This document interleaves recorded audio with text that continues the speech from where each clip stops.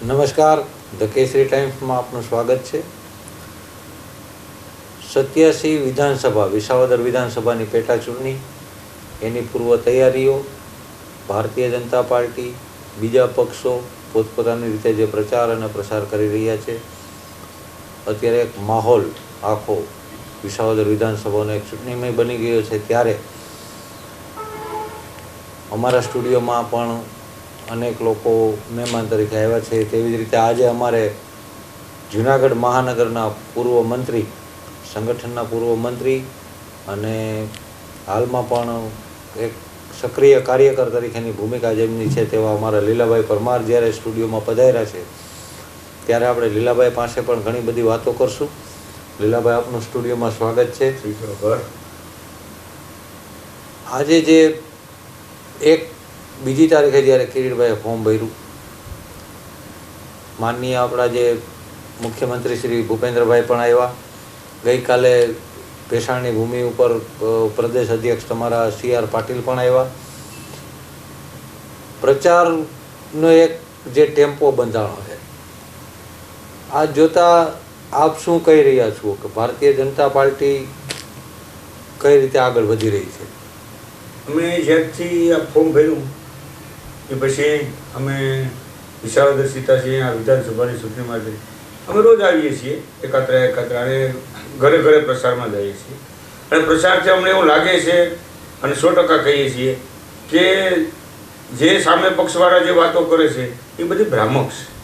બાકી જે અમે લોકોને ઘરે જઈએ છીએ 100% વાતાવરણ છે કે આ મત તો ભાજપને જ મળશે અને ભાજપ જીતશે 100%. અને જીતવાનું જ છે, કારણ કે જે આગળ છે એ ભાજપના કાર્યકર હતા, એને લીધે જ જીતા હતા. ભૂપતભાઈ ભાયાણી અમારે ભાજપના જ કાર્યકર હતા, મહામંત્રી હતા અને ભાજપના કાર્યકર અને સંગઠનના મંત્રી હતા, એટલે જીત્યા હતા. પરંતુ જે ગોપાલ ઇટાલિયા છે અને જે બીજા અત્યારે હોય એને કોઈ પણ અહીંનું અસ્તિત્વ નથી. 16માંથી લગભગ બહારના જ છે. એટલે વિસાવદર છે અહીંના લોકોને સ્વીકારે છે અને એ બધા એમ કહે છે કે અમે અહીંના લોકો જુનાગઢને વિસાવદર બધું બાજુમાં, એટલે કિરીટભાઈ પટેલ 100% જીતશે. અને આ ગોપાલ ઇટાલિયા છે અને ભ્રામક વાતું જ કરે છે, એટલે એ લગભગ જીતવાની કોઈ શક્યતા છે જ નહીં. લીલાભાઈ, 12 વર્ષથી ભારતીય જનતા પાર્ટીનું વિસાવદરમાં શાસન નથી. 12 વર્ષથી શાસન વિહોણું છે ભાજપ. અને પહેલાં કોંગ્રેસ, પછી આપ, આવી રીતે અલગ અલગ પક્ષોને વિસાવદરે સ્વીકાર્યો છે. જ્યારે ગોપાલ ઇટાલિયા પણ એવું કહેવાય છે કે એક મજબૂત કદાવર નેતા તરીકે અત્યારે ઉપસી આવ્યો હોય અને એમનું જે સોશિયલ મીડિયામાં અને જે રીતે એનો પ્રચાર ચાલી રહ્યો છે છેલ્લા 1.5 મહિનાથી, ચૂંટણીના 1.5 મહિના પહેલાં એ એમનો પ્રચાર પોતે ચાલુ કરેલો. આજે પણ વાતાવરણમાં એવું બધા કહી રહ્યા છે સોશિયલ મીડિયા થ્રુ કે ભાઈ ઘણું બધું આગળ છે. એ જે પ્રચાર સોશિયલ મીડિયાનો છે એ કેટલો અસરકારક છે અને તમે લોકો જે ગ્રાઉન્ડ ઉપર જે પ્રચાર કરી રહ્યા છો એમાં તમે શું કહેવા માંગો? એ સોશિયલ મીડિયાની અંદર જે ખોટી રીતે ભ્રામક થવાનું છે, હિન્દુ ધર્મ વિશે બોલવું અને ગમે કરીને પ્રચલિત થવું, બરાબર, સાધુ મહાત્મા કોઈ વિશે બોલવું, ભારતના વડાપ્રધાન નરેન્દ્ર મોદી વિશે પણ અપશબ્દ બોલવા, એને માતાજી વિશે અપશબ્દ બોલવા, કારણ કે એને ફેમસ થવું છે, એને હાઇલાઇટ થવા માટે કરે છે. અને સોશિયલ મીડિયામાં ફક્ત હાઇલાઇટ છે, લોકો સાથે હાઇલાઇટ છે જ નહીં. લોકો સાથે સંકળાયેલો જ નથી. લોકોના કોઈ કામ એને કર્યા હોય, એ કતાર ગામની અંદર જો ચૂંટણી હારી જતો હોય, ત્યાંની લોકલ ચૂંટણી, ત્યાંનો લોકલ રહેવાસી છે, ત્યાંના લોકો એને સ્વીકારતા ન હોય તો શું વિસાવદર લોકો સ્વીકારશે? કોઈ દિવસ સ્વીકારે જ નહીં એને.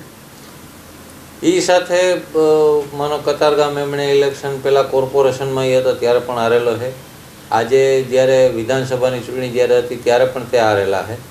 એ સિવાય અત્યારે જ્યારે વિસાવદરની સીટ ઉપર આવ્યા છે ત્યારે પણ એણે પોતાની જે કાંઈ તાકાતથી એણે લગાવ્યું છે. એની સામે કિરીટભાઈનું જે આપણે અત્યારે ઉમેદવારી ફોર્મ ભર્યું ત્યારથી લોક જુવાળે કેવો દેખાઈ રહ્યો છે. કિરીટભાઈની જે લોકચાહના, આજુબાજુના ગામોનો એનો પ્રવાસ, રાત્રે 2 વાગ્યા સુધી એમનો જે પ્રવાસ ચાલી રહ્યો છે, આ બધું જોતા અને એક માહોલ એવો, એક ટેમ્પો એવો બંધાઈ રહ્યો છે. શું લાગે છે, આ ભારતીય જનતા પાર્ટી આ સીટ કેટલી લીડથી જીતે છે? તમે ઉમેદવારની દ્રષ્ટિએ જુઓ ને તો કિરીટભાઈ પટેલ જમીન સાથે જોડાયેલું ખેડૂત યુવાન છે અને વર્ષો ત્યાં જે ભારતીય જનતા પાર્ટીનું કામ અને લોકોના કામ સાથે સંકળાયેલ છે.